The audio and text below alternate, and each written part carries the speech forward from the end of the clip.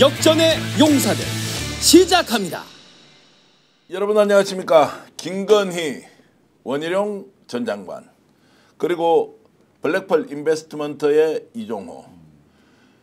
드디어 3부 토건이 터져 나왔습니다. 뭐냐고요? 우크라이나 재건 사업에서 누군가 주가 폭등을 노리고 투자를 했다. 수백억 원의 돈을 공짜로 벌었다. 작년 8월이었습니다. 스픽스가 가장 먼저 이 내용을 의혹 제기했는데요. 오늘 기다렸다는 듯이 MBC가 보도를 시작했습니다. 이 내용, 김건희와 어떤 관계가 있는 것인지, 3부 토건 왜 지금 이 시점에 터졌는지, 건가문이 또 왜 나섰는지 오늘 집중적으로 보도해 드리겠습니다. 현장 취재의 대가시죠. 두 분이 정말로 심도 있는 논쟁과 여러분께 정보를 제공하겠습니다. 신용환 교수님 오셨습니다. 네, 신용환입니다. 네. 이야, 천만다행인 게 신용환 교수님이 한때 그쪽에 계시다가 이쪽으로 왔기 때문에 정보의 정확성은 매우 높을 것이다 라고 기대하면서 오늘 방송 시작해 보겠습니다. 자, 고발뉴스 고발 전문 기자, 그리고 젤렌스키를 닮았다. 젤렌스키 옷과 닮았다. 우크라이나 재건 사업하면 바로 떠오르는 고발뉴스 이상호 기자 오셨습니다. 안녕하십니까. 어서 오십시오. 오늘 저와 딱 세 사람이 정말로 절친한 친구처럼 방송 한번 해볼 텐데요. 아유, 그 전에 사건이 하나 터져버렸습니다. 오늘 JTBC가 단독 보도를 했는데요. 정말로 실체 중에 실체, 윤석열 정권 출범 때 인수위 또는 인수위와 그리고 대통령실 비서실장을 했던 장제원 전 의원에 대한 성폭력 사건이 터졌다, 고소가 되었다라고 하는 것이 지금 JTBC 보도로 나왔는데요. 이 내용에 대해서 일단 이상호 기자 매우 조심스럽게 2015년도에 벌어졌던 일이 지금 왜 고소가 되었느냐 의문을 가지고 설 수 있습니다. 매우 조심스럽게 균형감 있게 저희들이 한번 다루겠습니다. JTBC에서는 오늘 이 내용을 매우 중요한 기사로 다뤘는데요. 일단 이상호 기자 설명 좀 부탁드리겠습니다. 이 2015년 사건이죠. 그런데 왜 지금 이게 문제가 되느냐라는 게 이제 장제원 측에서 주장하는 정치적 음모론입니다. 근데 통상적으로 이렇게 이런 성폭력 사건 같은 경우는 워낙 이 사안이 중대하고 당시에 문제 제기하기 어려운 상황이 있습니다. 특히 위계 관계에 있을 때 말이죠. 그래서 공소시효를 10년이라고 긴 시간을 상대적으로 주는 거거든요.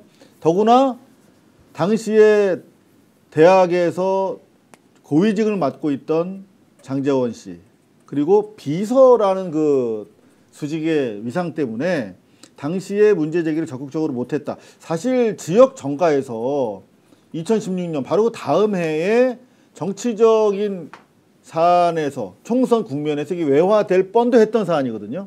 근데 그때 당시에도 왜 외화가 안 됐냐 보면 피해자가 직접 나와서 꺼려했다는 거예요. 그러니까 주변에만 쉬쉬 얘기하고 이게 적극적으로 문제 제기하기가 워낙 장제원 씨가 잘 나갈 때니까 문제 제기를 못했던 이유로 공론화가 안 됐는데 이제 아마도 내란 이후에 장제원과 국임당 권력도 이제 막바지구나라고 하는 판단 때문에 아마 이제 피해자라고 주장하는 분이죠. 그분이 문제를 제기하는 것으로 보입니다. 자, JTBC가 보도한 내용 인용해 드리겠습니다. 장제원 전 의원이 성폭행 관련 혐의로 경찰 수사를 받고 있다. 자, 사건은 지난 2015년 11월 본인이 부산 모 대학, 본인 이제 집안이 가지고 있는 대학이죠. 부총장으로 있던 시점에 비서 A씨를 상대로 성폭력을 행사했다라고 했고요. 그리고 총선 출마를 앞두고 선거 포스터를 촬영한 뒤 뒤풀이 자리에서 술을 마친 이후에 자신에게 성폭력을 저질렀다고 진술했습니다. 그런데 장 의원은 사실무근이다. 당시 술을 마셨지만 어떤 성폭력도 없었다. 집에 와서 잠을 잤다라고 밝히고 있습니다. 일단 양측의 주장인데 신용환 교수가 알고 계신 내용이 좀 더 있습니다. 설명해 주시죠. 피해자는 문자를 이미 여러 통을 받았다. 그리고 돈도 2천만 원을 받았다. 그 말은 이제 이 사건과 관련해서 사과를 받았다는 이야기입니까? 문자 내용이 뻔할 거 아니에요. 해명을 한다든지 변명을 한다든지 있을 거 아니에요. 그죠? 그리고 돈도 2천만 원을 받았다. 라고 했는데 이제 장제원 씨는 이렇게 소명을 했죠. 선거운동도 같이 했다. 돈 준 적 없다. 근데 피해자가 그럼 그 당시 왜 얘기를 하느냐. 아까 중요한 포인트를 말씀 주셨는데 이게 소위 IO 각 정보 담당자들에게는 많이 떠돌던 얘기인데 이제서 이야기가 나왔잖아요. 그럼 왜 2016년에 부산에 출마한 경쟁자 캠프에서도 이걸 파악을 하고 있었는데 당시에는 아까 말씀대로 피해자가 이제 상당히 어떤 현실적인 은밀성 이런 것들에 대해서 이렇게 이야기하기가 어려운 현실이 있잖아요. 그 당시 민주당 후보는 배재정 후보 전 의원이었죠. 예. 측에서도 이걸 알고 있었다. 알고 있었지만 그런데 폭로하지 않았다. 차마 이 어떤 왜냐하면 피해자가 안 나오면 괜한 예. 썰로 했다가 또 엉뚱하게 선거에 역풍을 맞을 수도 예. 있겠죠.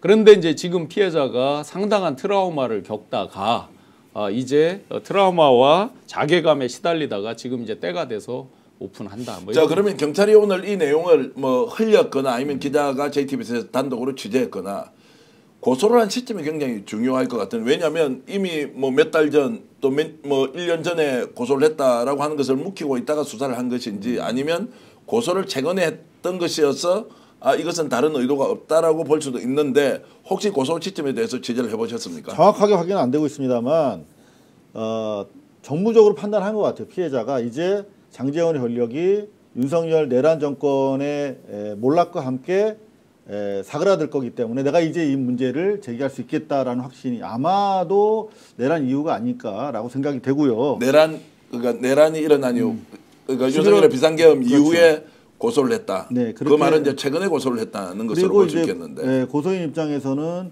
어차피 이게 사건이 공론화될 수밖에 없는 뭐 이게 정치인의 관점에서 보면 대단히 큰 사건이거든요, 사실. 네, 네. 안희정 씨도 그랬던 상황이 그렇죠. 있었고 장제원 씨가 향후 국민당의 정계 개편 과정에서 상당한 또 당권 주자가 될 수 있는 사람이기 때문에 공론화가 어차피 될 거라고 보고 그렇다면은 이거를 숨길 이유가 없었겠죠. 그래서 경찰 단계에서 리크가 될 수도 있었겠지만 경찰이 리크됐다고 해서 기사 쓸 수 있는 건 아니거든요. 옛날에 배재정 의원이 그랬던 것처럼. 네. 경찰이 리크가 일부 됐을 수도 있지만 그게 고소인을 통해서 확인이 됐다. 그렇기 때문에 기사가 나왔다고밖에 볼 수가 없는 거거든요. 그렇다면은 이거는 고소인이 지난 9년여 동안의 시간 동안 충분히 자기가 입증할 수 있는 자료를 가지고 단단히 준비를 해서 오픈한 것이 아닌가 그렇게밖에 생각이 안 됩니다. 피해자가요 날짜를 정확하게 특정을 하고 있어요. 네. 2015년 11월 17일이라고 피해자가 날짜를 특정하고 있거든요. 네. 무려 시간상으로 보면 9년 4개월 전쯤의 일인데 정확하게 날짜를 특정했다. 그러면 예를 들어 이제 비서분이니까 아마 통상적으로 메모라든지 다 있겠죠. 다이어리라든지 이런 것들을 써서 했을 가능성이 높겠죠. 아무래도 뭐 윗사람을 더군다나 그 당시 대학 총장 아니었어요? 네. 그러니까 그걸 보필하다 보면 여러 기록들을 가지고 있을 것이고 문자라는 거를 본인 입으로 얘기한 걸 보면 캡처본이나 이런 게 있을 가능성이 꽤 높겠죠. 날짜까지 정확히 특정을 하고 있는데 그리고 JTBC 입장에서 이 JTBC가 보도를 하기 전에 장제원 의원이 미리 어떤 일종의 이제 방어성, 엄포성 이야기를 했어요. 내용 증명까지 보냈다고 그랬거든요. 내용 증명도 보내고 취재에 응하지 않겠다. 만약에 이걸 보도로 하면 자기가 강력히 법적 조치를 그렇죠. 하겠다라고까지 했는데 JTBC가 뭔가 물증 없이 그냥 보도를 했을 리는 없잖아요. 상식적으로 보면. 그렇죠. 자, 그렇게 볼 수 있겠습니다. 저도 이제 담당 경찰서에 직접 전화를 해서 좀 내용을 좀 파악할 수 있겠냐고 질문을 했는데 뭐 저는 취재력이 너무 부족해서 대답을 이렇게밖에 듣지 못했는데 잠깐 공유해 드리겠습니다. 그 전화상으로는 신분 확인도 좀 어렵고 해서 제가 좀 확인해 드리기가 좀 어려움을 양해해 주시면 고맙겠습니다. 자, 이거보다 좀 긴데 우리 PD가 정말로 내가 취재 잘못했다고 조금밖에 얼마 안 저것만 듣고 끊지 않으셨겠죠. 아니 제가 이제 언제 고소가 됐느냐 이게 굉장히 중요하다 시점이다. 시점이. 그리고 이제 그 내용은 제가 물어볼 수가 없는 것이고요. 그리고 이제 고소를 당사자가 했는지 변호사가 했는지 뭐 이런 것도 좀 궁금해서 질문하려고 했는데 일단 당연히 존재가 누군지 모르겠다라고 해서 네네. 일단 네. 저는 뭐 장제원 씨나 그 측근들을 몇 군데 전화를 돌려봤는데 전화 일제히 안 받네요. 네. 아마 뭐 대응하기가 껄끄러운 상황이기 때문에 그런 것 같은데 지금 보면은 이 사안 자체가 워낙 중합니다. 그러니까 준강간 치상으로 지금 피소가 된 것으로 확인이 되거든요. 준강간 치상이면 10년까지 나와요, 이게. 5년 이상입니다. 5년 이상. 그러니까 이제 성폭력을 행사하고 상해까지 입혔다. 뭐 이것까지 이제 그렇죠. 같이 가는 준이 왜 거니까. 묻냐면 그러니까요. 이게 심신 미약 상태의 피해자를 강간하기 때문에 더 나쁜 거거든 네. 죄질이. 거기다가 치상이 붙어버리면 또 어떤 그 폭력 행위가 수반됐다는 뜻이기 때문에 원래 중간간이 3년인데 치상이 되면 5년 이상이 돼요. 그리고 초범이라도 이거는 거의 구속 수사가 들어갑니다. 그러니까 이런 중한 상황에서 장제원 의원이 어떤 입장을 놓을까가 상당히 궁금했거든요. 근데 지금까지 확인된 바에 따르면 뭐 언론 보도 간추려 보면 정확하게 자기가 혐의를 부인하지 못하고 있어요. 그러니까 그렇죠. 그 이후에도 선거운동을 했다. 이거는 수직적인 위계 상황에서 피해자는 아무렇지도 않은 척 진행할 수밖에 없죠. 자기 일상을. 네. 이게 이제 안희정 케이스에서도 나오는 거거든요. 그렇기 때문에 이 소위 말하면 피해자의 양상을 갖췄는가 안 갖췄는가는 법원에서 별로 고려하지 않습니다. 예. 그리고 뭐라고 그랬냐면 당일날 술 마신 사실을 인정하고 있어요. 예. 그리고 잠은 집에 와서 잤다. 네. 이렇게 얘기하거든요. 잠은 집에서 잘 수 있죠. 네. 그 뭐 자세히 얘기할 수는 없습니다만 그 인과론 가지고 방어가 될까 상당히 지금 미약하다. 장제원 전 의원의 말 중에서 굉장히 사실은 중요한 이게 이제 한국 사회의 소위 오피니언 리더들, 소위 아주 최고 지도자급에 있다는 사람들의 늘 비슷한 패턴의 이런 아주 그 고질병 같은 이야기를 하는데요. 전국이 이렇게 엄중한 시기에 성희롱, 뭐 성추행 이런 아주 자극적인 제목을 달아서 이 시기에 자극적으로 보도하려는 JTBC의 저의가 의심스럽다 이렇게 얘기를 했거든요. 예. 아니 이렇게 엄중한 시기면은 어떤 확실한 의혹이 예를 들어서 취재가 되고 포착이 됐으면 보도하지 말아야 되는 거예요. 그러니까 저는 그대로 본인이 돌려주고 싶어요. 엄중한 정국을 먼저 얘기를 지난 하고 시기에 있어요. 박원순 시장의 성폭력도 아닙니다. 성추행 의혹에 대해서 어떻게 언론들이 보도를 했고 네. 국임당과 이른바 여성단체에서 어떻게 대응했는가를 상기한다면 저는 오늘 이후에 그들의 행동을 우리가 정확하게 보고 이게 얼마나 박원순 시장에 대해서 저들이 악의적이었는가를 우리가 한번 살펴볼 수 있는 좋은 기회이기도 하다라고 생각합니다. 뭐 본인에게 적용하는 그 기준을 타인에게도 적용한다면 저도 장제원 의원에게 이제 고발을 당했습니다. 고소도 안 당해서 본인 조사 안 받으려고 보좌관 통해서 고발을 해서 제가 3월 18일 날 결심해 나가는데 국힘 내부에 있는 인재영입 명단을 가지고 뭐 사전 작업을 한다 이런 내용이었는데 이제 인재 뭘요? 인재영입 명단을 가지고 이제 22대 공천 준비를 하고 있다는 내용을 이제 얘기를 했는데 그게 허위 사실이라고 해가지고 이제 고발이 되어서 이제 조사도 받고 한 1년 넘게 지났는데 이제 그게 뭐가 명예훼손? 근데 이제 그 출처를 이야기를 했고 뭐 그리고 이제 그 제보자가 있을 거 아닙니까? 이제 국힘 쪽으로 이제 공천 이렇게 희망도 했던 이제 분으로부터 들었는데 이제 그 내용에 대해서 이제 취재원을 공개를 할 수가 없으니까 네, 뭐 실제로 내가 다 들은 내용이다라고 하는데 이제 그 내용조차도 그때 장제원 의원이 어떻게 했냐면 본인에게 좀 불리한 발언을 하는 여러 사람을 고발을 했어요. 왜냐하면 이제 괴롭히면 굉장히 변할 수도 있고 또 한편으로 본인이 억울을 하겠지요. 억울하기 때문에 그렇게 했을 텐데 본인이 지금 억울한지 아니면 시시비비를 이제 가려야 하는지는 제대로 법원에서 판단하지 않겠느냐. 그리고 그것이 정무적 정치적 판단할 이유가 전혀 없다. 네. 팩트 중심으로 가서 잘못한 것이 있으면 당연히 처벌을 받아야 하고 본인이 억울하면은 그것이 소명이 되어서 어떤 식으로든 상대 또는 이제 법원에서 무고죄도 저게 이제 성립이 되는 거지 않습니까? 그렇죠, 역으로. 그런 건 이제 따져 보시기 바랍니다. 왜냐하면 법을 좋아하니까 법대로 그렇게 하시라 이 말씀을 드리겠습니다. 지금 벌써 10,000분이 들어와 계시고요. 역시 책임 집니다.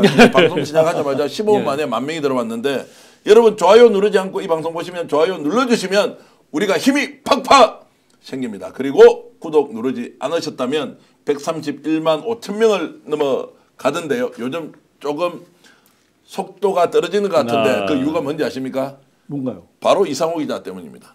단독과 특정 보도를 많이 하지 않는다. 예. 이런 경고 신영 교수님께서도 분발해 주시기 바랍니다. 알겠습니다. 요새 전 대표께서 하도 특종을 많이 가져오셔가지고 네. 사실 그냥 가져왔다 간 적도 있어요. 아유. 자 일단 장제원 관련해서는 네. 여하튼 그럼에도 불구하고 전혀 사실 아니다라며 장제원 의원 측에서는 밝히고 있다. 요걸 한마디 또 추가해 주죠. 확실하게 장제원 의원은 사실무근이다. 그날 그런 일이 없었다라고 매우 강력하게 지금 반론을 하고 있기 때문에 마지막 판단은 여러분들이 하시고 법원에서 결론을 낼 것이다 라면서 저희들은 균형감 있게 이 문제를 다루고 장재원 씨가 자기 밝힐 의사가 있으면 열려 있지 않습니까? 네. 그래서는 와서 스피커 하시면 됩니다. 네. 예, 그렇게까지 해주시는 영광은 제가 예. 그러면 이 대목에서 네네. 아주 중요하게 우리가 짚어볼 포인트가 있습니다. 네. 또 뭐가 있나요? 엊그제 뭐가 나왔어요? 이철규 의원 아들 마약 던지기 나왔죠? 이모 준석 씨. 오늘 이제 이거 장재원 씨 뭐 실제 사실관계는 아직 저희가 모릅니다. 보도가 나왔죠. 왜 그럼 이 시기에 이 지금 장재원 씨가 말하는 이 엄중한 시기에 이게 굉장히 소위 말해서 윤 정권의 핵심 실세라는 사람들이잖아요. 지금도 공통적으로 둘 다 경찰에서 나온 거네요. 네, 그렇죠. 그러면 왜 이게 이 시점에 나왔을까? 이 포인트를 한번 보셔야죠. 자, 그 내용도 자세히 살펴보도록 하고요. 박종진 선생님, 상록수님, 엄브레드님, 또로롱님, 하나님, 김도희 선생님, 야 정원주님도 고맙고요. 온유인내님 오늘도 오셨네요. 전성철 음악세상님 어서 오십시오. 진격의 거인님, 지윤이즈님, 슈가캔님, 은또리님, 에어님. 야 제가 이제 보면서 확실히 다른 이름들이 많이 들어오고 있구나. 스픽스가 누구 말 맞다나 인기를 좀 얻고 있구나. 뭐 이런 생각을 아니 제가 동시에 하면서 광화문 집회 토요일날 비 오는데 이제 갔잖아요. 예. 근데 정말 걸음을 두세 발을 못 뛸 정도로 계속 알아보시고 응원을 해주시고 하는데 예. 제가 깜짝 놀란 게 좀 서운해하지 마시고 네네. 스픽스에서 잘 보고 있습니다가 한 10분 중에 한 8분이에요. 진짜로. 에이, 방송 진짜예요. 다 매불 쪽에 아니 진짜요. 뉴스공장. 그래서 진짜요? 제가 깜짝 놀랐어요. 예. 뉴스공장도 자주 나가시잖아요. 예. 뉴스공장도 나가지만 옆에서 두 분이 같이 있었거든요. 근데 계속 스픽스에서 잘 보고 있습니다라는 얘기를 진짜 많은 분들이 해서 사실 깜짝 놀랐어요. 저도 저 자신도 고발 뉴스를 하고 있습니다만 예. 저도 인사를 많이 받습니다. 아 그래요? 네, 스픽스가 지금 대표가 잘 몰라 이 영향력과 위상을. 광화문에 같이 한번 나가보시죠. 한번 나가보세요. 그렇게 알겠습니다. 뭐 여러분들이 이렇게 좋은 댓글 주셔서 진심으로 감사히 말씀드리고 이제 오늘 본론으로 들어가는 것이 바로 작년부터 우리가 끊임없이 문제 제기를 했던 것인데요. 오늘 MBC가 단독 보도를 했는데 이제 김건희의 시간, 김건희의 책임을 물을 게 나온다. 어디에서 나오느냐? 바로 우크라이나 재건 사업에 주가 조작이 대규모로 이루어졌을 수 있다라는 의혹입니다. 의혹입니다. 여러분 이거 말 잘못하면 또 고소 고발을 당하기 때문에 의혹 제기를 하는데 MBC 보도 내용 먼저 보시겠습니다. 금융감독원이 삼부토건 대주주 일가와 경영진의 구체적인 주가 조작 정황을 포착해 사실관계를 조사 중인 것으로 알려졌습니다. 조사에 발단은 한국거래소 시장감시위원회의 주가 조작 의혹 심리 보고서로 금감원은 이를 넘겨받아 작년 하반기부터 조사를 진행해온 것으로 전해졌습니다. 의혹의 핵심 시점은 재작년 삼부토건이 이른바 우크라이나 재건 테마주로 묶였을 때입니다. 2023년 5월 폴란드에서 열린 우크라이나 글로벌 재건 포럼에 원희룡 당시 국토부 장관이 참가했고 삼부토건도 동행했습니다. 이어 7월 15일 윤석열 대통령 부부가 예고 없이 우크라이나를 전격 방문하면서 테마주들이 요동쳤고 삼부토건 주가는 이틀 뒤인 17일 장중 5,500원까지 뛰었습니다. 언론 보도에 따르면 금감원은 이 기간 주가 조작 의심 거래 계좌에서 벌어들인 실현 차익이 최소 100억 원에 이르는 것으로 파악하고 있습니다. 삼부토건 주가 조작 의혹은 이른바 임성근 전 해병대 1사단장 구명 로비 의혹이 제기되는 가운데 불거졌습니다. 이종호 전 블랙펄 인베스트 대표는 지난 2023년 5월 해병대 단체 대화방에서 3분의 1 체크하고라는 메시지를 남겼고 당시 1,000원대 수준이었던 삼부토건 주가는 며칠 뒤부터 급등하기 시작했습니다. 이종호 대표는 도이치모터스 주가 조작 사건에서 김건희 여사의 계좌를 관리했던 것으로 알려진 인물이기도 합니다. 한편 삼부토건은 건설 경기 침체 등으로 인한 경영난으로 지난 24일 법원에 법정관리 개시를 신청해 지금은 주식 거래가 정지돼 있습니다. 주식 거래가 정지돼 있는 회사를 불과 8개월 전에 주가를 5배로 튀겼다라고 하는 것이 사실이다. MBC가 확인 안 하고 MBC 기자 출신이시니까 저 보도했을 리가 없죠. 네. 저건 기본적으로 금감원 발로 기사를 썼잖아요. 예. 그러니까 이미 금감원에서 이 정도 되면 조사가 완성된 상태예요. 완성된 상태다. 그럼요. 이제 아마 그 다음 단계는 이제 고발 조치로 이어지는 거거든요. 예. 요 정도 나왔으면 그러면 고발 조치할 때 그냥 검찰에다가 보냈느냐 그거 아니거든요. 검찰이랑 사전 조율 단계를 다 거칩니다. 금감원 정도 되면 금감원장이 누구예요? 검사잖아. 예. 네. 이보경이잖아.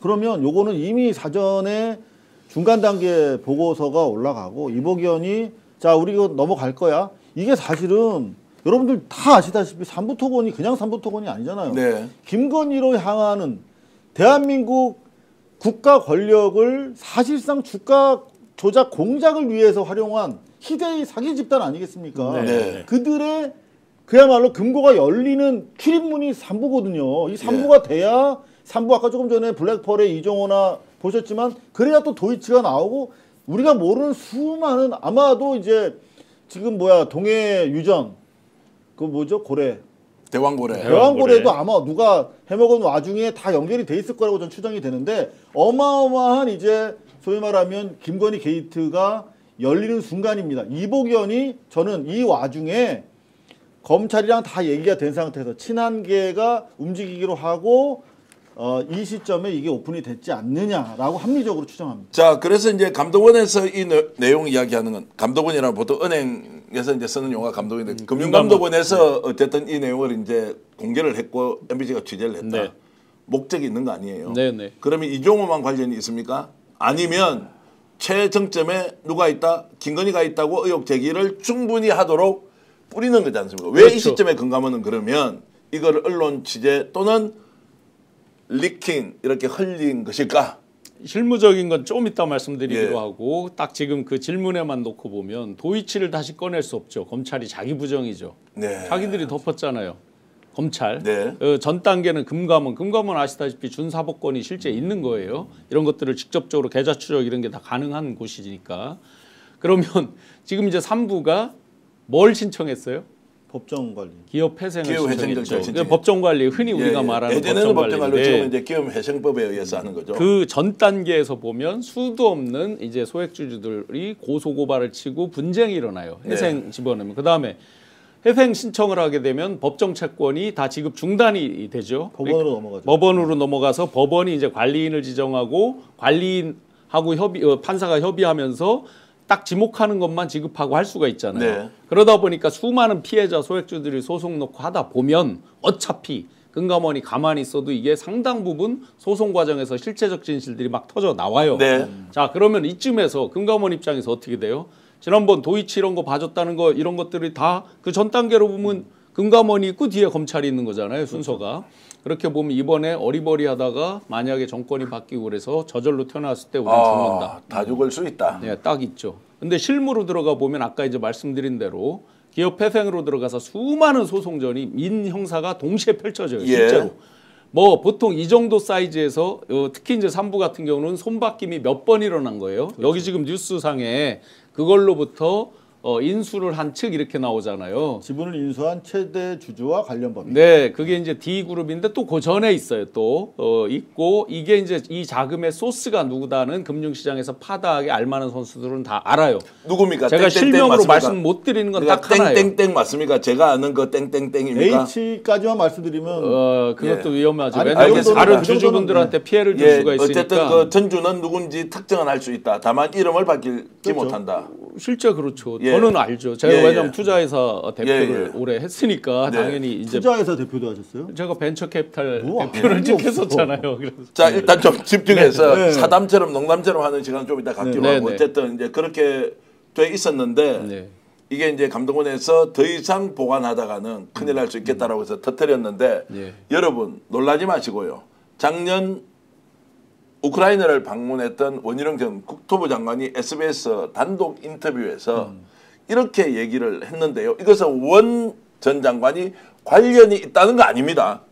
얼마나 우크라이나가 좋은 시장인지에 대해서 설명한 게 있는데 여러분 한번 들어보시면 기가 막힐 것입니다.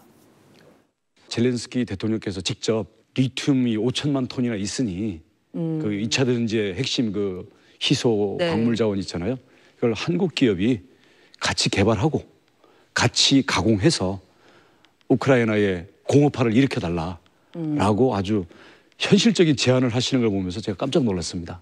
거기에다가 리튬이나 식량이라는 우크라이나에 제공해 줄 수 있는 이런 가능성을 대통령께서 직접 언급하시면서 우리에게는 원전, 방산, 건설 그리고 리튬 공동 개발 이러한 것들을 대통령께서 옆에 총리나 우리 장관들을 앉혀놓고 직접 지시를 하셨기 때문에 생각보다 굉장히 급물살을 탈 수도 있겠다. 궁합이 아주 잘 맞는다고 할 수가 있겠죠. 윈윈이란 말씀. 예, 그래서 우크라이나 자체의 자원을 저희가 함께 개발하는 방향으로 할 수 있을 거라고 생각합니다. 자, 이제 저렇게 했으니까 주가 조작을 하는 쪽에서 보면 뭐 최고의 멘트를 알려주는 거지 않습니까? 그런데 이 기자한테 질문하겠습니다. 저 리튬 지금 개발하고 있습니까? 국가 재건 사업에 대한민국 지금 참여하고 있습니까? 전혀 지난 지금, 1년 동안 아니 1년이 아니죠. 7, 8개월 동안 혹시 진척된 내용이 단 0.1%라도 있습니까? 그러면은 삼부토건이 안 망했죠. 예. 있었으면. 맞습니다. 그리고 더구나 지금 요새 보셔서 아시겠습니다만 미국 트럼프 허가 못 받으면 우리 삽질도 못하게 돼 있는 상황 아닙니까? 젤렌스키 예. 동의도 없이 지금 휴전하겠다고 하는 상황인데 젤렌스키가 사실상 경제적으로 부전 자원에 대해서 딜을 할 수 있는 입장이 아닌 걸로 확인이 되고 있지 않습니까? 네. 공수표였다는 거 아니에요? 아니 그 소위 이제 전후 재건 사업을 놓고 볼 때 전후 재건 사업의 키를 누가 쥐고 있습니까? 미국이죠. 미국이. 네, 미국이 우리가 쭉 순위를 놓고 이제 그 재건 전 우크라이나 전에 이제 그게 무기가 됐든 현금 지원이 됐든 쭉 순위를 늘어놓고 봤을 때 우리나라가 12번째인가였는데 지금 최근에 바뀌었는지 모르겠어요. 더 했는지. 그러면 이제 소위 말해서 재건에 대한 것들을 미국이 할당할 때 딱 순서별로 기여 한 대로 나눠주게 돼 있는 거잖아요. 그런데 중간에 지금 국민들이 거의 다 잊어버린 게 있어요. 2023년 7월 달에 윤석열 정권에서 어떤 일을 하느냐. 갑자기 우크라이나에 지원하는 금액을 8배를 증액합니다. 8배. 네. 그래서 629억 원이었던 걸 5,200억으로 증액을 해요. 갑자기 1년 사이에 8배를. 그 얘기는 뭐예요? 순위를 앞으로 땡기려는 노력을 한 거죠. 네. 겉으로 보여지고 그런 것들이 이렇게 투자자들 사이에서 알려지면서 나중에 우리가 상당량의 뭐 교량을 건설한다든지 아파트를 새로 짓는다든지 쭉 이제 재건 사업을 할 때 어떤 혜택을 받겠구나라는 기대감을 주는 거예요. 자, 거슬러 가면 오래된 거고 2024년도에도 뭐를 하느냐면 우크라이나의 군수 지원에 대해서 2배로 또 증액을 해요. 네. 그렇죠. 아, 그리고 이런- 이제 155mm 포탄이 대거 몰래 예, 들어가다가 그거는 이제 2022년부터 네, 간 거고. 그래서 이런 식으로 겉으로 드러나는 지원을 노골적으로 하면서 사실 그럼 그렇다고라는 게 지금 와서 주가 조작이라고 본다면 네. 어떤 상관관계가 있어요? 직접적으로 뉴스 소스를 제공해 주는 거잖아요. 공범들이 통상적으로 하는 일이죠. 네. 네. 자, 밑밥을 충분히 뿌렸습니까? 그런데 삼부토건과 김건희가 관련이 있다는 이야기 국회에서 이미 나왔는데요. 2024년 7월 26일 날 조국 혁신당 박은정 의원이 직접 육성까지 김건희 육성까지 공개하는 장면이 있는데요. 한번 들어보시겠습니다. 저는 그 상무 회장님하고는 되게 오랫동안 우리 가족하고 다 같이 친하게 지냈고 이제 우리는 다 이제 아주 그런 가족 사이고. 네. 지금 그 김건희 씨의 전화통화 녹취인데요. 삼부 회장님하고는 되게 오랫동안 우리 가족같이 친하게 지냈고 이제 우리는 다 저기 그런 가족 사이이고 가족 사이라는 것이 우리라는 겁니다. 우리는 가족보다 더 넓은 개념이겠죠. 자, 저런 얘기 들어보면 이제 삼부토건이 왜 우크라이나 재건 사업에 이제 우리가 알고 있는 현대건설, GS건설 그리고 뭐 DL 그리고 이제 삼성물산 뭐 이런 회사가 아니고 갑자기 거기에 재건 사업에 삼부토건이 있다. 요걸 이제 배경을 아시기 위해서는 요 최근 뉴스에는 잘 등장하지 않는데 유라시아 포럼이라는 포럼을 좀 보셔야 돼요. 이게 2015년경 그 전부터 있었거든요. 그래서 그 포럼을 중심으로 그 포럼의 구성 멤버들이 이제 어느 회사들이 그렇게 저기를 하고 있느냐를 네. 보면 이제 그 코바나 콘텐츠 전시 기획할 때 후원했던 기업들 명단들 생각나시죠? 예. 16개인 적도 있었고 뭐 몇 개 더 있는 것도 있고 막 있잖아요. 그게 겹치는 기업들이 꽤나 있습니다. 3부만 있는 게 아니고 그 H자 들어가는 그 건축하는 그런 회사들 등등이 쭉 이름이 등장을 하죠. 그러니까 유라시아 프롬은 처음에 굉장히 좋은 뜻으로 돼 있고 아마 지금도 좋은 뜻으로 있겠죠. 거기에 국민의힘 국회의원이나 전직 의원들 상당수가 축사도 하고 합니다. 여러분들이 검색해 보시면 나올 거예요. 네. 그 연관 관계가 이제 많이 지적이 되고 있던 거예요, 기존에. 네. 그래서 그 멤버사에 갑자기 이제 엉뚱하게 이제 산부 이런 것들이 이제 나오는 거죠. 네. 그러면서 그게 이제 대외적으로 표방할 때 그 뭐 포럼이 주도적으로 한 건지 그냥 딸려간 건지 그거는 제가 알 수가 없습니다만 그런 이제 회원사 등등의 이름이 많이 거론되면서 우크라이나 재건 사업에 이렇게 이제 어떤 팀으로 들어간다. 이런 걸로 이제 소스가 되면서 주가가 이제 너무나 많이 폭등을 했던 거죠. 자, 이제 이런 부분에 대한 정보를 이재명 민주당 대표도 알았을까요? 작년입니다. 11월 28일 날 삼부통 관련해서 주가 폭등 뭔가 이상하다, 전주가 있을 것이다 라고 했던 발언도 오늘 다시 주목을 받고 있습니다. 함께 들어보시겠습니다. 이게 삼부토건 주가 그래프인데 1,020원대에서 5,500원까지 5.5배가 올랐습니다. 아주 단기간이죠. 그런데 이걸 왜 몰랐을까? 사실 이거는 주식을 조금만 해본 사람이 보면 이 주가 조작인 게 딱 드러납니다. 삼부토건은 실제 돈 투자한 사람이 누구냐 아주 엄밀하게 조사하면 다 나오겠죠. 한두 푼도 아니고 수백억이 부당이익이 생겼을 것 같으니까 다 조사해봐야 되겠습니다. 상설특검에서 추진한다고 하니까 가시적 성과가 나오지 않을까 보이고요. 자, 이게 이제 시차가 좀 있긴 하지만 금융감독원에서 이미 조사한 내용을 이재명 민주당 대표가 그 당시 알았을 수도 있고 네, 지금 감독원은 지금 현재 이것이 마치 확인된 것처럼 MBC를 통해서 흘러나왔는데 아닙니다. 이거는 그러니까 물론 이제 겉으로는 저희는 예. 이런데 이 금융 쪽에 있는 사람들은 이걸 조사하고 어느 정도 그 기업을 조심해라. 삼부뿐만 아니라 연관된 기업들이요. 조심해라 한 건 1년 전부터 꾸준히 나왔습니다. 그리고 저런 거는 실시간으로 내부적으로 문제 제기가 바로바로 돼요. 네, 예. 그 금감원이 그런 데입니다. 경제 검찰이잖아요. 예. 실시간으로 모니터하면서 야 이거 이상 있다라고 야 이거 주가 알고 조작 있던 혐의가 거예요. 있어. 그럼요. 조사해. 그렇게 하면 이제 나오는데 안 한 거지 여태까지. 누군가 이제 덮었다는 거. 그러면 네. 신영 교수님 오늘 나왔는데 뭐 좀 더 까시죠. 안 돼요. 이게 그러면 실제로 전주를 하는 사람이 투자자들한테 피해가 투자자들에게 이제 피해가 간다. 지금 사실은 주가가 폭등한 시점에 샀던 사람들이 엄청나게 피해를 봤던 거 아닙니까? 지금 신 교수님 말씀은 예. 삼부토건의 투자자들 말고 삼부 말고 그 관련된 회사의 투자자들 관련 회사가 대한 피해를 거. 볼 수가 있다는 거죠. 금융 쪽에서는 뭐 너무나 파다하게 이미 소문이 나 있긴 한데 이 방송에서 하는 거는 그거는 지금 왜냐하면 돌아가고 있는 상장 기업들이 여러 개가 있거든요. 그래서 그거는 말씀드릴 수는 없어요. 야, 어쨌든 이게 그거는 이제 참아주세요. 일파만파 번지고 있는 것은 MBC가 그래도 공영방송으로서 문제를 터뜨리니까 그 전에 켜켜이 쌓여 있던 내용들이 이제 폭로가 되고 이 발언들을 연결해 보니까 결국 도이치모터스 주가 조작은 검찰에서 끝을 냈지만 이제 우크라이나 재건 사업을 통한 삼부토건 주가 조작 제대로 터지겠구나라고 여러분들 생각하시면 될 것 같습니다. 제가 저희들 프로그램에 자주 나오는 분 한 분 칭찬하겠습니다. 김종대 전 의원인데요. 여러분 깜짝 놀라실 건데 작년 여름에요. 스픽스에서 저하고 인터뷰를 하면서 최초로 이 내용을 폭로한 게 있거든요. 그때는 설마 했는데 지금 김종대 전 의원이 어떤 얘기를 했는지 한번 들어보시면 스픽스가 얼마나 빨리 여러분들께 이 사건의 본질을 밝혔는지 확인할 수 있습니다. 김종대 의원님 나와 주십시오. 통고건이 있습니다. 네. 요즘 웬일인지 삼부토건이 좀 잠잠해졌네. 실제로는 지금이 피크인데. 삼부토건 거래 정지된 거 아시죠? 네. 예. 네. 결국 부도처럼 돼버린 거 아닌가요? 이제 청산 들어갈 거예요. 그러니까요.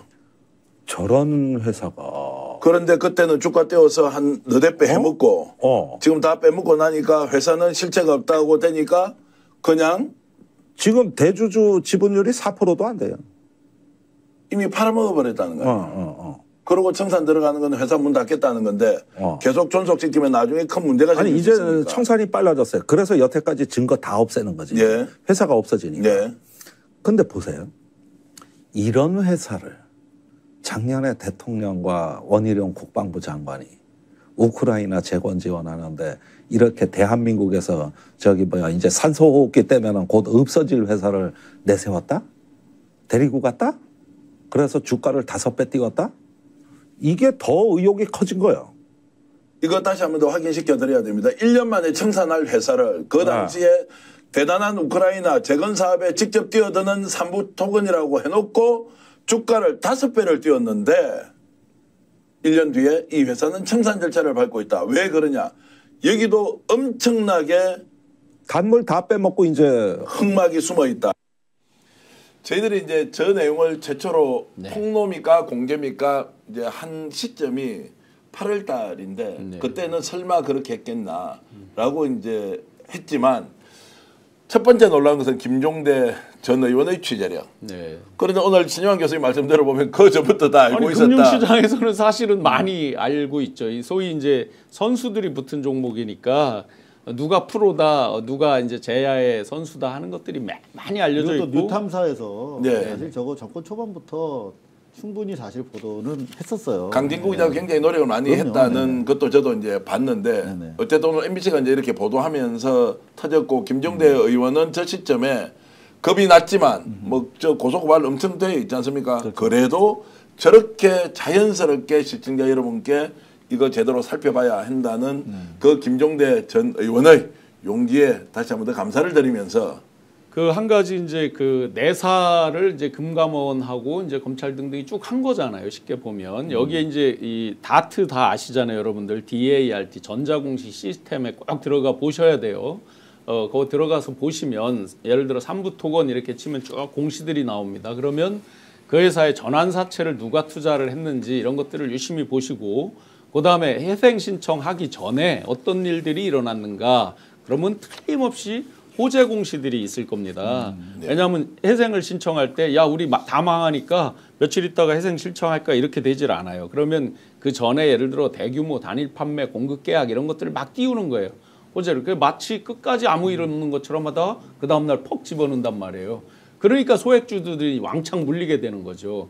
그래서 꼭 투자하시는 분들이 왜 남의 말만 듣고 또 뭐 이 저 각종 그 커뮤니티 있잖아요. 이런 저기들 꼬시는 거 있잖아요. 이것만 보실 게 아니라 가장 근본적으로는 이 금융감독원에서 기본적으로 제시하고 있는 이 다트 공시를 보시면 큰 흐름은 다 잡을 수가 있거든요. 그러니까 실제로 그 당시에 23년 7월에 저 한 번 보도된 거 끝난 게 아니에요. 이후에도 지속적으로 호재가 있었고 심지어 뭐 젤렌스키 영부인 왔을 때도 상당히 또 붐업하는 그 보도가 많이 나왔단 말이죠. 그래서 사실 그런 부분에서 금감원에서 사실상 MBC에다 리크를 했다는 거 판단이 된다 수준이 아니라 파악했다라고 지금 보도가 나오고 있단 말이죠.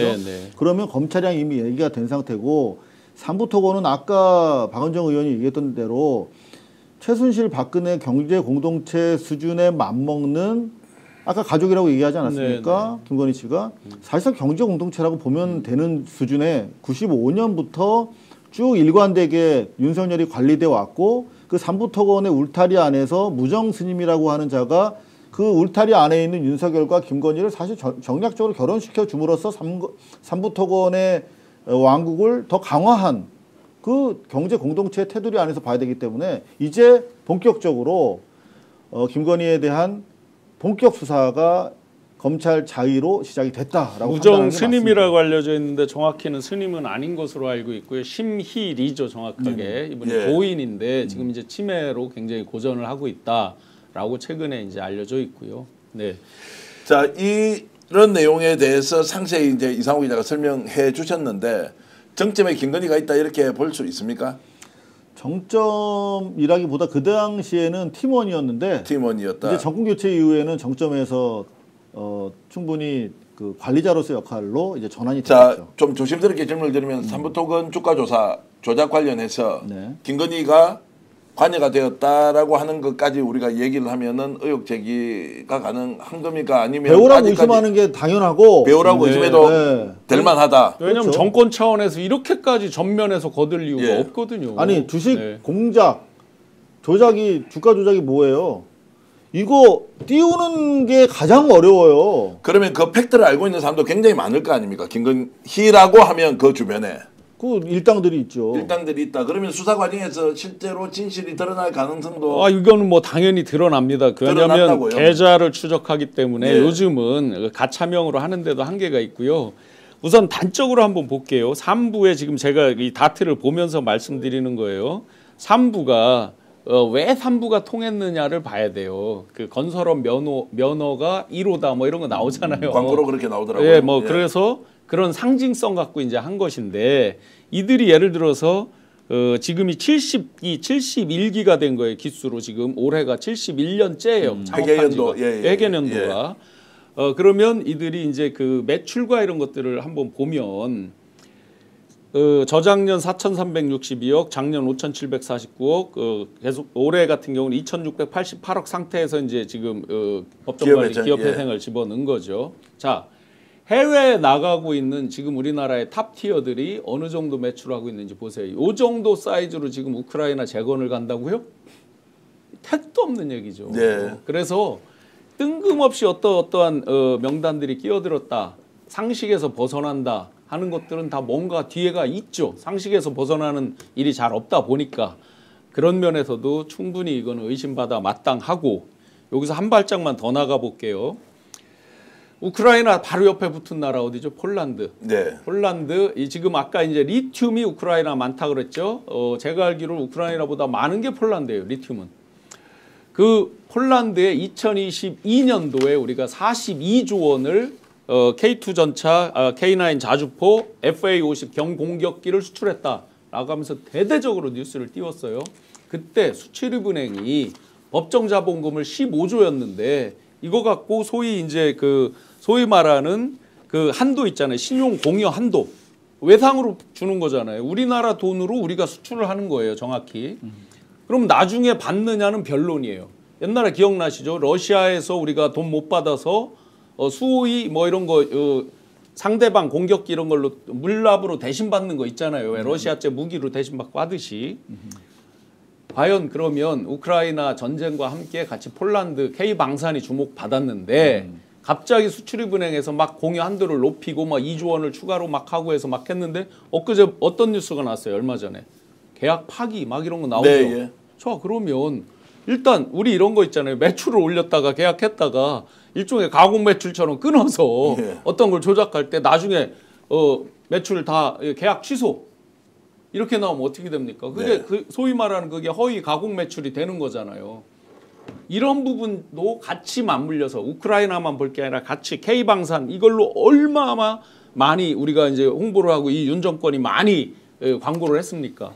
그러면 요것도 같이 맞물려서 면밀하게 들여다봐야 된다. 일단 할 거는 많은데 삼부토건부터 해야 도이치 가고 일단 드러난 것부터 하는 게 중요하다고 생각이 되고, 그렇죠. 말씀 중에 아까 4,500원 말씀하셨는데 그게 문제가 그때 됐었어요. 그러니까 저 도급 순위가 71위권밖에 안 돼요. 작년 기준으로. 그 재작년에도 마찬가지고 72위권의 도급 순위를 가지고 있는 중소 뭐 중간 정도 되는 도급 건설사인데 그렇죠. 우크라이나에 동행했어요. 그 당시에. 그래가지고 원희룡이랑 동행해가지고 갔다 와서 아까 SBS에서 사실상 삼부토건 공시해주는 방송을 한 거거든요. 이거는 원희룡도 공범으로 조사를 받을 필요가 있다. 그리고 제가 기억이 정확치는 않은데 저 시점이 그거였을 거요. 아마 그 본격적으로 양평거 문제 제기 막 하고 할 때 거요. 그래서 저 갔다 와서 이제 아마 그 해명을 했나 그랬을 거예요. 그 시점이 정확치는 않은데. 자, 그래서 지금 이제 수사를 한다 만다, 상설특검이다, 검찰이다. 자, 뭐냐면 올 금감원에서 저걸 어떤 식으로든 MBC 취재에 응했단 말이에요.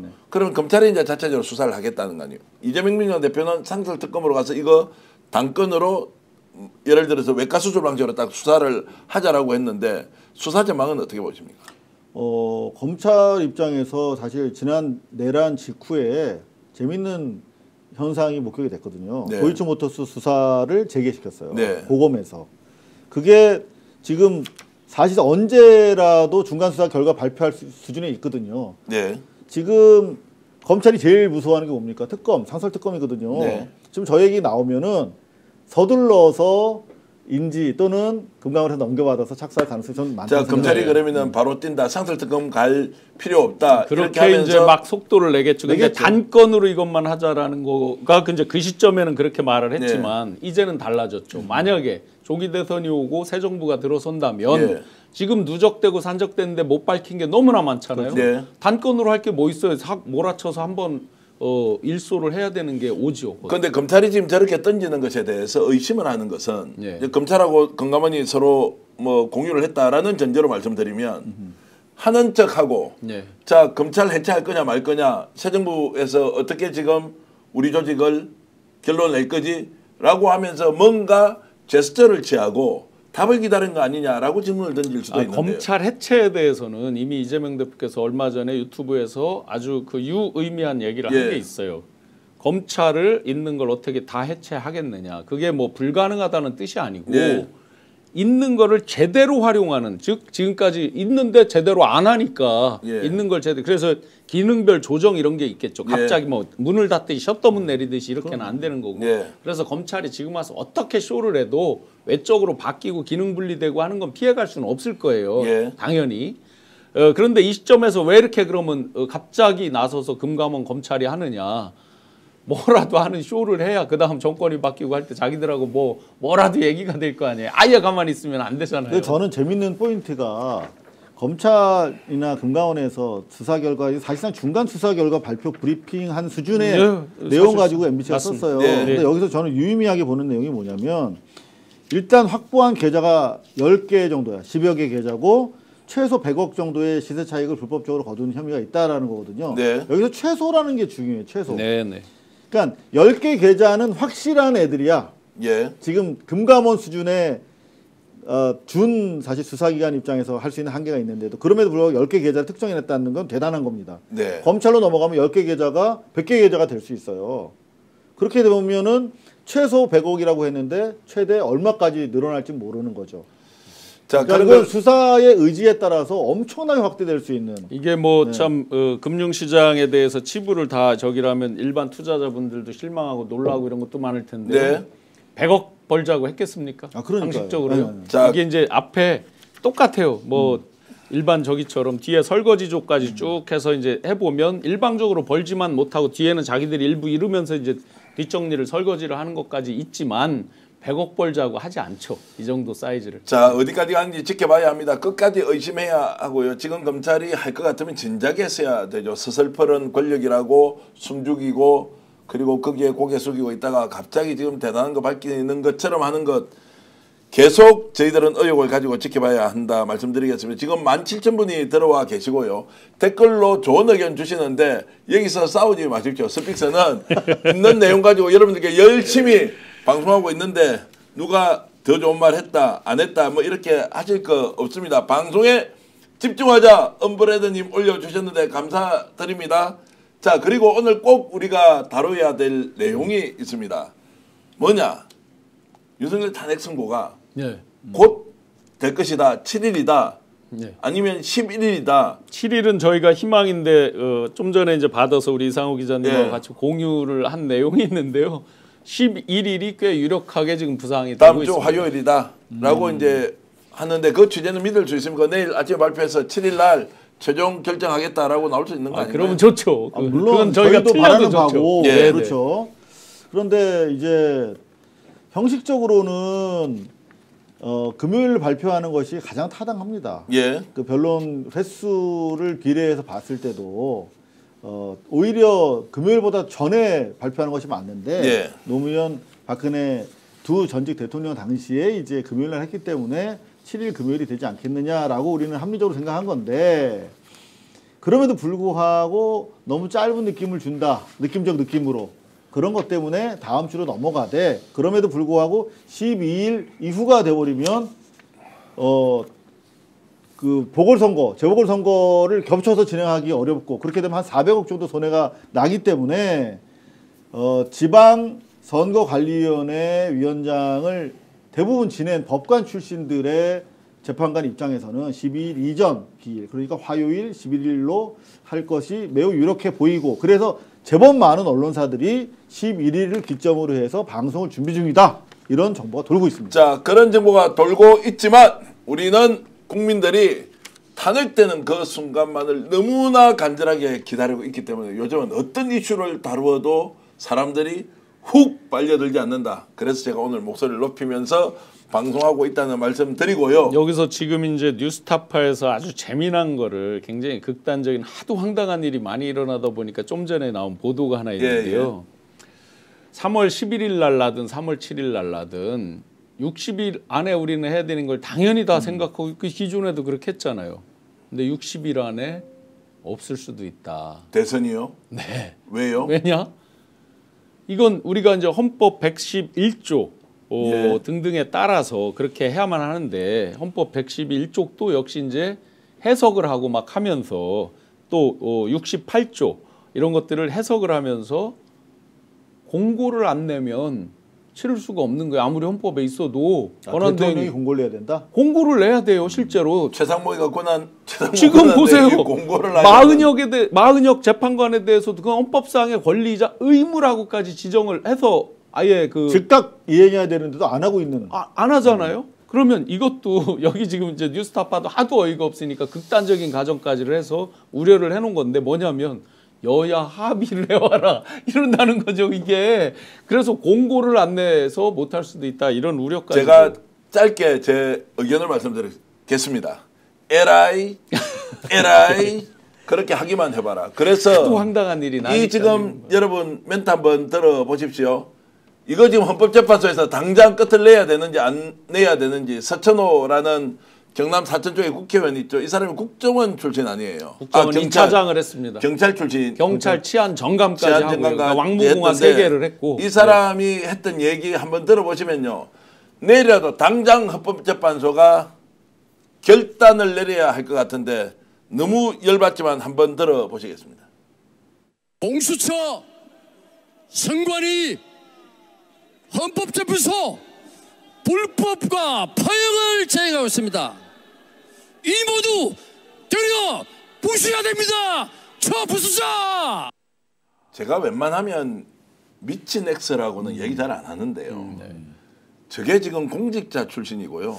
그리고 국회의원이에요.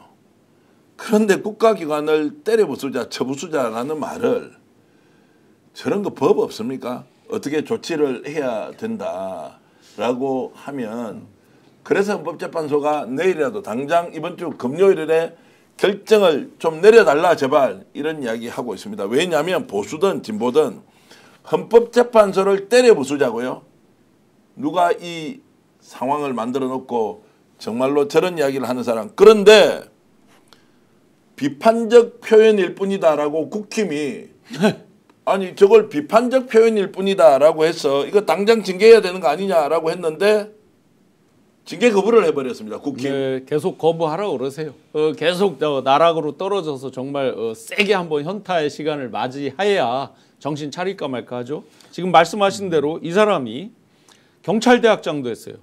부산경찰청장도 했어요. 네. 부산경찰청장은 왕무공화 3개죠. 그죠? 네. 경찰대학장도 했고 국정원 2차장도 했어요. 이 커리어가 말해주는 게 뭐예요? 헌법 수호의 최선봉에 서 있던 자리들이에요. 이 직함 자체는. 그럼 이 사람이 그럼 그 당시에는 어땠던 거예요? 저런 사람한테 헌법 수호의 최선봉을 맡겼어요? 네. 자, 보수의 가치 중에 자기들이 맨날 자랑질하는 보수의 1번 가치는 뭐예요? 헌법 질서 수호, 법치주의, 뭐 준법 이런 네. 거잖아요. 네. 때려부수자, 처부수자.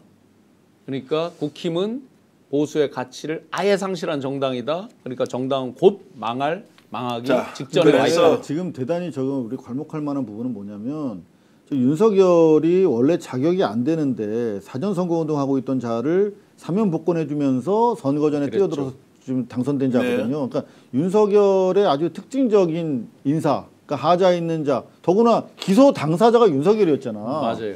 그러니까 자기가 벌 주고 그 사면 복권해가지고 정치인을 만들어 놓은 놈이니까 저렇게 과잉 충성하는 거거든요. 그만큼 중도층은 계속 저 극우 세력에 대해서 입안하면서 정권 교체의 필요성을 더 많이 오히려 역설적으로 체감하고 있는 그런 상황이다. 어찌됐든 저런 사람들이 어떻게 되는지 국민 여러분들이 처부수 주시면 고맙겠고요. 저도 그 처부술 때 이상호 기자와 함께 나가고 신용환 교수님은 처부수고 난 뒤에 뒤처리 좀 해 주십시오. 그렇게 해서 우리가 명확하게 처부수 드리겠습니다. 이 말씀 제가 여러분들과 함께 나누겠습니다. 자, 오늘 뉴스 CBS죠. 노컷 뉴스에서 단독 보도가 하나 나왔는데요. 이거 한번 보여드리면서 여러분들과 잠깐 얘기해야 될 게 있습니다. 단독 뉴스 한번 보겠습니다. 어떤 내용이냐. 명태균이 국힘 정치인 30명 죽일 카드가 있다.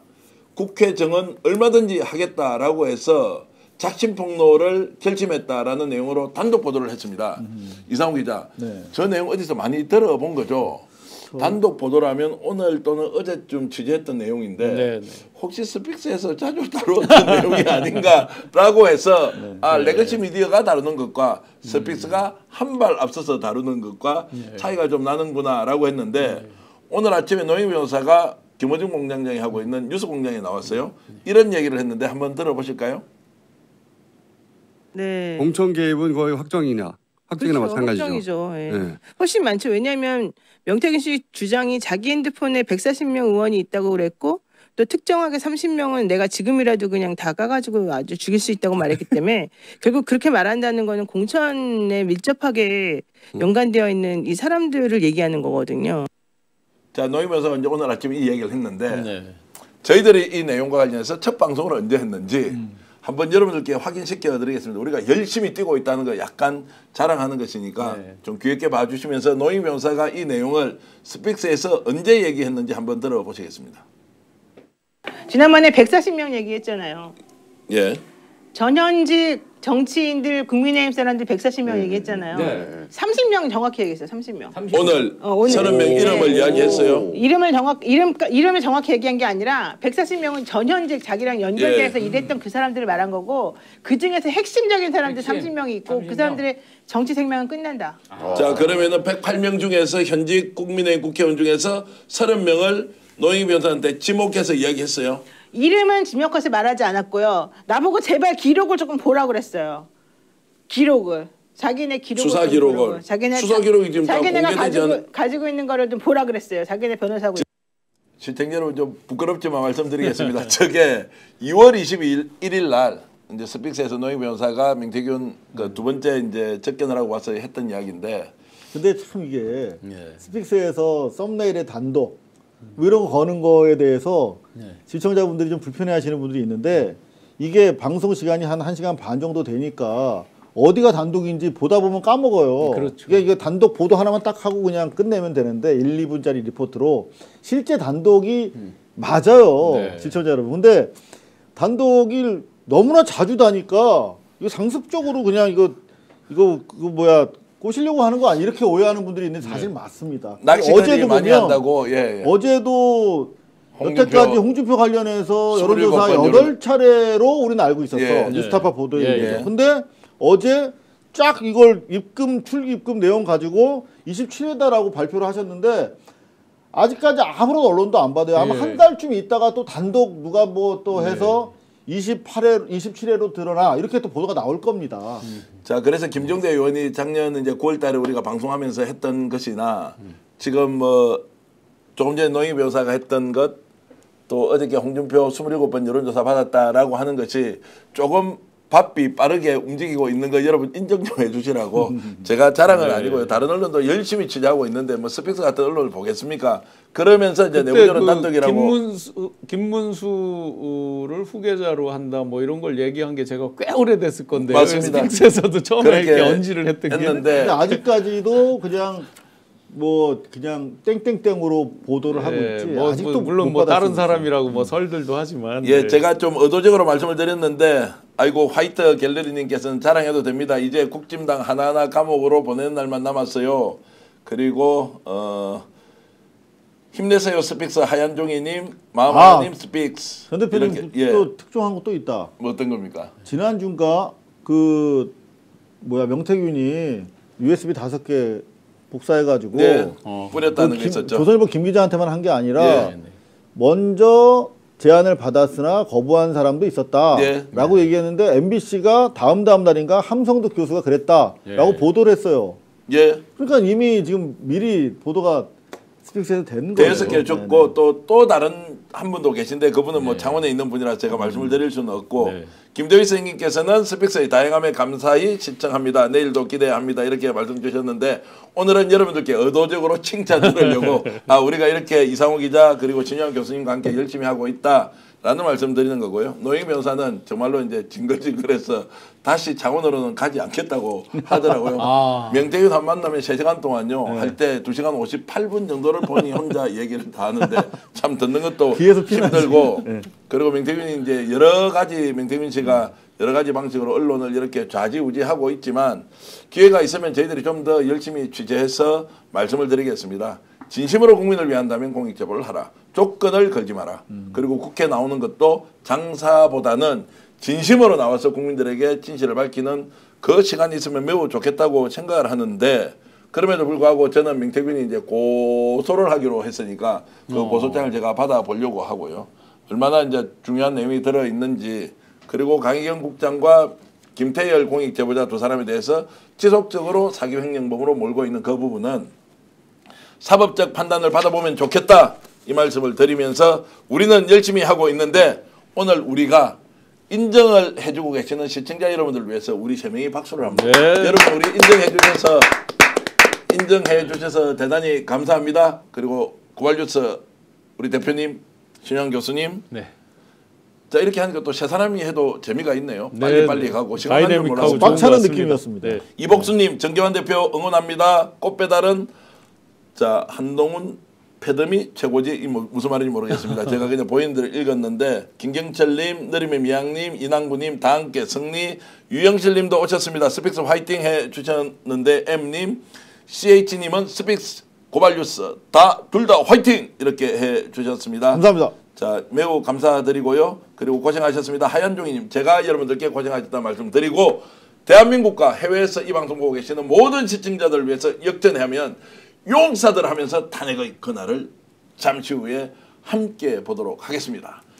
자 역전의 용사들!